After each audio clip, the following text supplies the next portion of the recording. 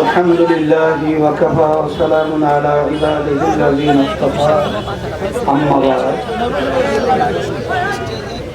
فأعوذ بالله من الشيطان الرجيم بسم الله الرحمن الرحيم ظهر الفساد في البر والبحر بما كسبت أيدي الناس صدق الله العلي العظيم সবাই দরুদ শরীফ পড়ি আল্লাহুম্মা شفيعنا وحبيبنا ومولانا محمد صلى الله عليه وعلى آله وأصحابه وبارك وسلم আজকে এই নির্বাচনী পথসভার সভাপতি মঞ্চের কেন্দ্র সহ বিভিন্ন পর্যায়ের দায়িত্বশীল প্রশাসনের দায়িত্ব পালন করছেন আমার ভাইরা,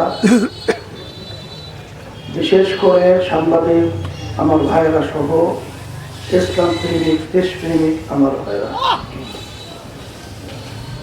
ইসলামী আন্দোলন বাংলাদেশ কি চায়, আমাদের লক্ষ্য উদ্দেশ্য কি,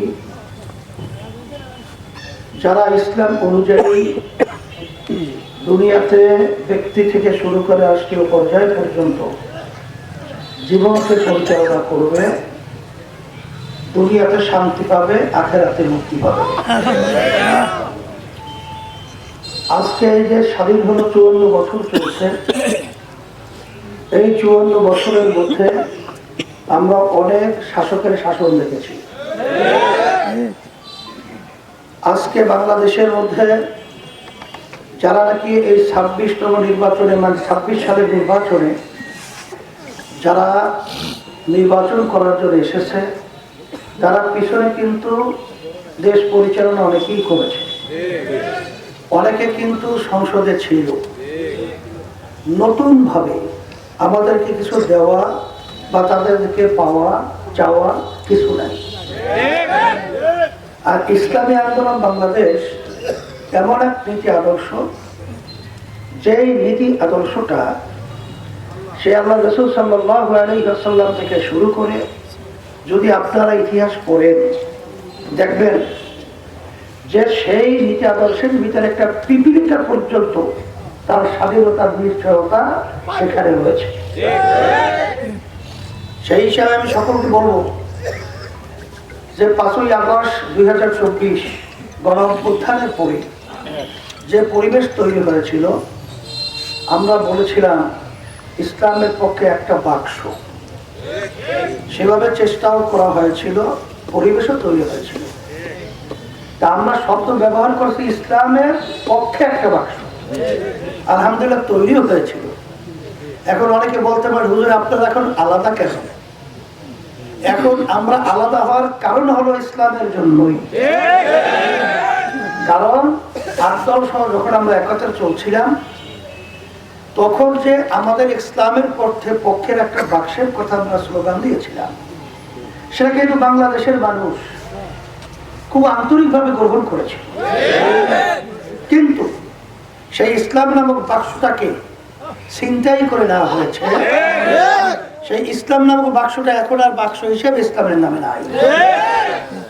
দেখেছেন আজকে জামাতের সাথে যে জোট রয়েছে, জামাতের নেতৃত্বে যারা নাকি ওখানে একত্রিত হয়েছে, তাদের পরিষ্কার কিন্তু স্লোগান কিন্তু প্রচলিত যেই নিয়মে দেশ আগে চলছিল সেই নিয়মেই তারা চালাবে। তারা ইসলামের নিয়ম অনুযায়ী দেশ পরিচালনা করবে না।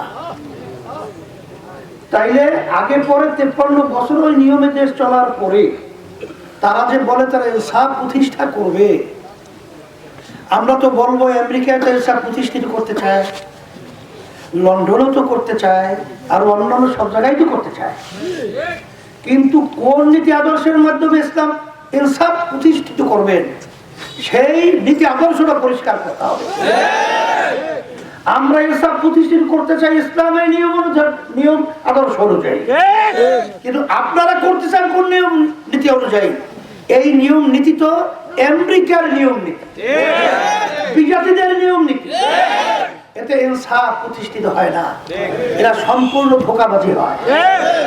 এই জন্য আমি সকলকে আহ্বান জানাবো যে আমরা ছিলাম যে কারণে বের হলাম সে কারণে।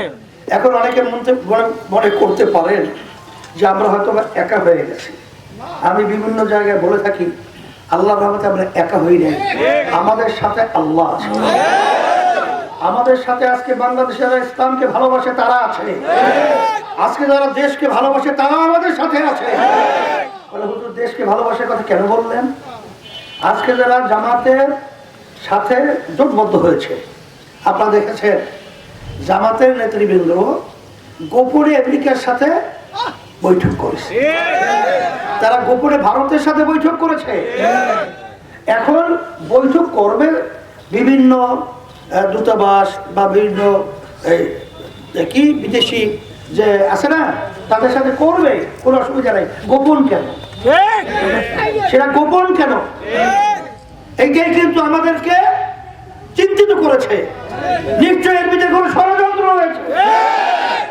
এই জন্য আমি সকল গোত্রকে আহ্বান জানাবো, আসেন, আমরা এই দেশে জন্মগ্রহণ করেছি, এই দেশের মাটি, এই দেশের আমার চিন্তা, আমার দায়িত্ব, কর্তব্য দেশকে কিভাবে ভালো করা যায়।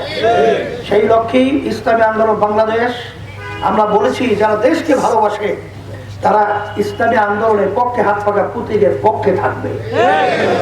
পরিবর্তন আমাদের কি করতে হবে? কারণ পানীয় ভাগে, স্থল ভাগে যত বিপদ আপদ মুসিবত সব কিন্তু আমাদের হাতের কামাই।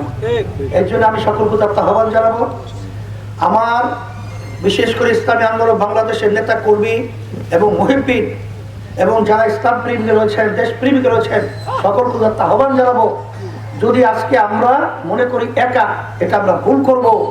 আমরা সবাই একত্রিত হয়ে ইসলামের পক্ষে, হাত পাকা প্রতীকের পক্ষে। এখন বাংলাদেশে ইসলামের পক্ষে বাক্স কিন্তু একটাই আছে, সেটা হলো ইসলামী আন্দোলন বাংলাদেশের বাক্স। সেই হিসাবে আমরা যদি একটা ভোট ইসলামের পক্ষে, হাত পাকা প্রতীকে বাড়াতে পারি, তো ইসলামের শক্তি বাড়বে। অনেকে মনে করে আমরা হতে পারি না পারি, এটা কিন্তু একটা জুজুর ভয়। এখানে কিন্তু হার নাই। ইসলামের পক্ষে আমাদের যদি একটা, আমার ভাইকে, আমার মা বোনদেরকে সমর্থন বাড়াতে পারি, আমি ইসলামের পক্ষের একজন শক্তি হিসাবে আল্লাহর কাছে আমার পরিচিতি লাভ হবে। কথা ঠিক কিনা? ইসলামের পক্ষের লোক হিসাবে আমার পরিচিত হবে। সেই হিসাবে আমি সকলকে বলবো, আমাদের সারা দেশে আমাদের নেতা কর্মী, মুহিব্বিন এবং যারা দেশকে ভালোবাসি, ইসলামকে ভালোবাসি, আমরা সব একাকার হয়ে আমরা ওদেরকে চ্যালেঞ্জ ছুড়ে দিয়ে আমরা ইসলামের পক্ষের বাক্সকে শক্তিশালী করার জন্য এবং হাত পাকা প্রতীকে, আমি বিশেষ করে আমাদের হযরত মাওলানা আবু তালেবের হাতে হাত পাকা প্রতীক উঠিয়ে দিয়ে আপনাদের সামনে আমানত হিসেবে রেখে গেলাম।